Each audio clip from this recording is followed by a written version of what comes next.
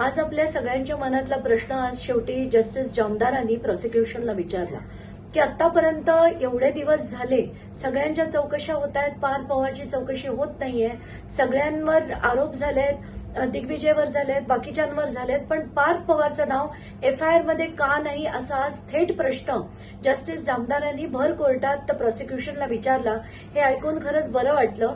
काही माध्यमांनी त्याच्यावर रिपोर्ट केला आणि ते ऐकल्यावर मला खरंच खूप बरं वाटलं, कारण हाच प्रश्न आपण परत परत विचारतोय की तुम्ही आपण जर काही असे काही स्कॅम्स केले तर दुसऱ्या मिनिटाला आपलं नाव एफआयआर मध्ये येईल, दुसऱ्या मिनिटाला आपल्यावर पोलिसांची कारवाई होईल, पण कुठेही आतापर्यंत ना पार्थ पवारचं नाव आहे, ना अमेडिया एंटरप्राइजेसचं नाव आहे, आणि फक्त एक शीतल तेजवानीला अटक केली आहे आणि त्या तारू जो एक छोटासा ऑफिसर आहे त्याला अटक केली आहे. 1800 कोटीची सरकारची जमीन आहे, पण अजूनही त्याच्यावर कारवाई होताना दिसत नाहीये.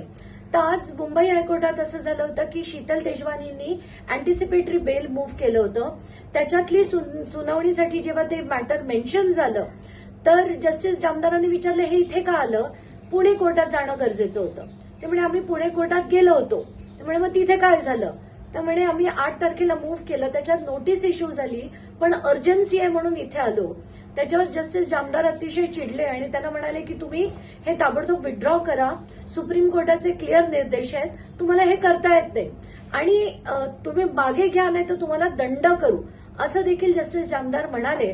आणि त्यानंतर त्यांनी प्रॉसिक्युशनला विचारलं की हा तोच विषय आहे ना ज्याच्यात उपमुख्यमंत्र्यांचा मुलगा आहे, तेव्हा प्रॉसिक्युशन हो म्हणालं.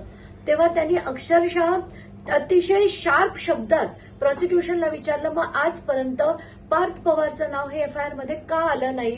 आणि हे सगळं जेव्हा मी ऐकलं खरंच बरं वाटलं की आता कुठेतरी पार्थ पवारचं नाव येण्याची आपण अपेक्षा तरी करू शकतो, कारण आज थेट जस्टिस माधव जामदारांनी म्हणजे हायकोर्टाच्या जजनी आज हे प्रॉसिक्युशनला प्रश्न विचारलेले आहेत.